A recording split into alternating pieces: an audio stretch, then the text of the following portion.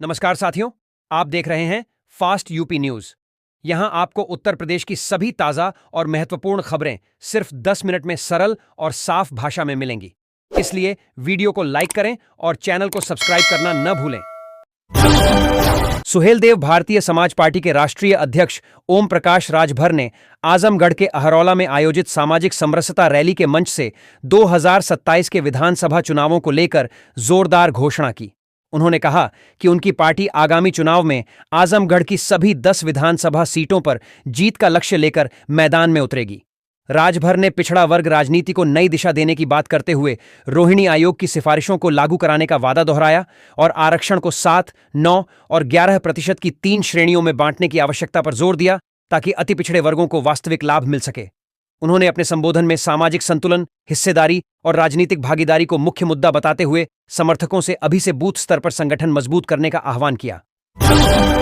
मेरठ में आयोजित कार्यक्रम के दौरान प्रधानमंत्री नरेंद्र मोदी ने लगभग 1930 करोड़ रुपए की विभिन्न विकास परियोजनाओं का लोकार्पण और शिलान्यास करते हुए अपनी सरकार की कार्यशैली को परिणाम आधारित बताया।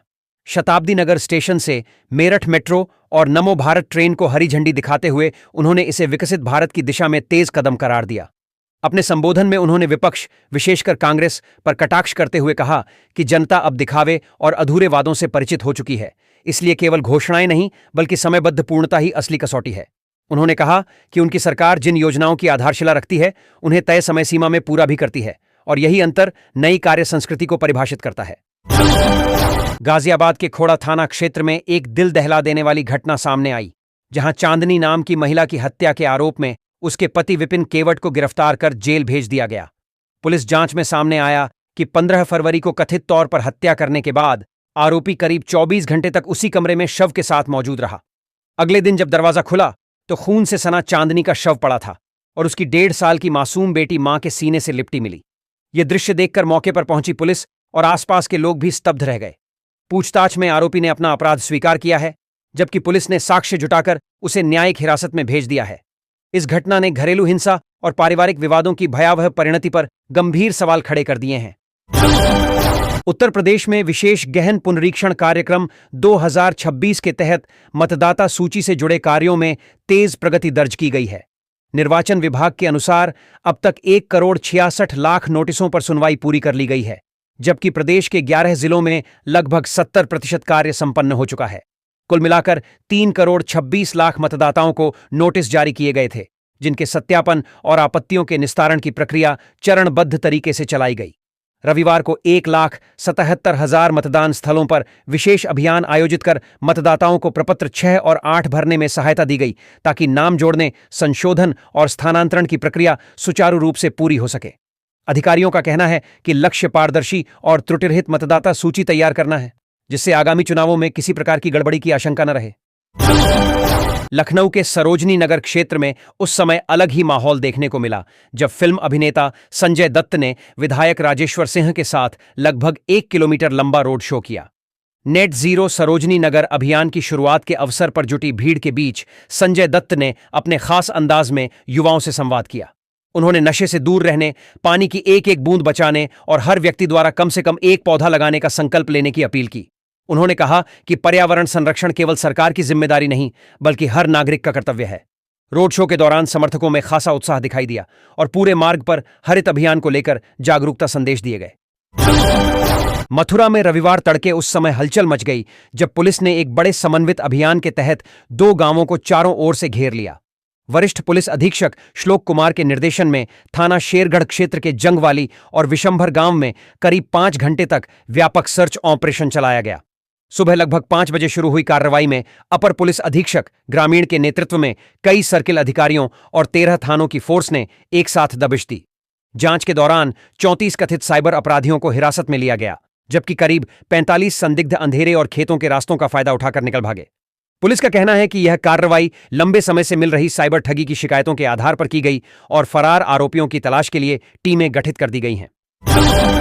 राजनीतिक मोर्चे पर कैबिनेट मंत्री संजय निषाद ने मिर्जापुर में कार्यकर्ताओं को संबोधित करते हुए 2027 के विधानसभा चुनावों को लेकर बड़ा दावा किया। उन्होंने कहा कि उनकी पार्टी ने भाजपा की 11 हारी हुई सीटों पर जीत सुनिश्चित करने में महत्वपूर्ण भूमिका निभाई है और आगामी चुनाव में भी बेहतर परिणाम सामने आएंगे। मजवा सीट पर दावेदारी जताते हुए उन्होंने भाजपा से हारी हुई सीटें सहयोगी दलों को देने की मांग रखी। साथ ही सामान्य वर्ग के छात्रों के लिए भी एक प्रोटेक्शन एक्ट की वकालत की। इटावा में पर्यटन मंत्री जयवीर सिंह ने संकेत दिया कि शिक्षा मित्रों का मानदेय बढ़ाकर 18,000 रुपये तक ले जाने की दिशा में सकारात्मक पहल की जा रही है, जिससे लंबे समय से चली आ रही मांग को राहत मिल सकती है। दिल्ली मुंबई एक्सप्रेसवे पर राजस्थान के कोटा जिले के चेचट थाना क्षेत्र में रविवार शाम एक भीषण सड़क दुर्घटना ने 4 परिवारों की खुशियां छीन लीं। उज्जैन में महाकाल के दर्शन कर लौट रहे उत्तर प्रदेश के कानपुर और गोंडा जिलों के 4 मित्रों की कार आगे चल रहे ट्रक से जा भिड़ी। टक्कर इतनी जबरदस्त थी कि वाहन बुरी तरह क्षतिग्रस्त हो गया और मौके पर ही 21 वर्षीय श्रेष्ठ, 26 वर्षीय प्रांजुल, 25 वर्षीय अंकुश और 20 वर्षीय अंश की जान चली गई।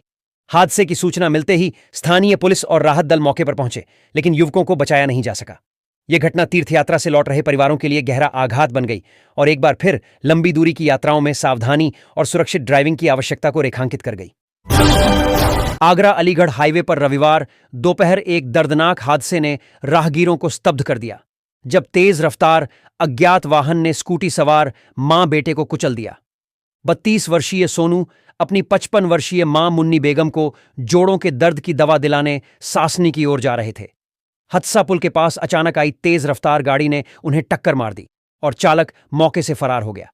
टक्कर इतनी भीषण थी कि दोनों ने घटनास्थल पर ही दम तोड़ दिया और सड़क खून से लाल हो गई। सूचना मिलते ही पुलिस पहुंची। क्षतिग्रस्त स्कूटी और अन्य साक्ष्य कब्जे में लेकर शवों को पोस्टमार्टम के लिए भेजा गया। परिजनों का रो रो कर बुरा हाल है। वहीं पुलिस फरार वाहन और चालक की तलाश में आसपास के सीसीटीवी फुटेज खंगाल रही है। परिवहन और बुनियादी ढांचे के क्षेत्र में एक बड़ी योजना आकार लेती दिखाई दे रही है। रेलवे बोर्ड ने Delhi Varanasi high speed rail corridor की 2021 की विस्तृत परियोजना रिपोर्ट को अपडेट करने के निर्देश दिए हैं। प्रस्तावित बुलेट ट्रेन 250 से 350 किलोमीटर प्रति घंटे की रफ्तार से सराय काले खां से वाराणसी तक दौड़ेगी और उत्तर प्रदेश के 12 प्रमुख शहरों, जिनमें नोएडा, मथुरा, आगरा, लखनऊ और अयोध्या शामिल हैं, से होकर गुजरेगी।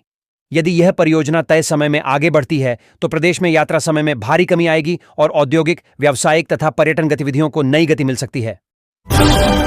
जौनपुर में न्यायालय परिसर और पुलिस लाइन को बम से उड़ाने की धमकी देने वाले मामले में जांच एजेंसियों ने त्वरित कार्रवाई करते हुए आरोपी विशाल रंजन को आजमगढ़ से गिरफ्तार कर लिया।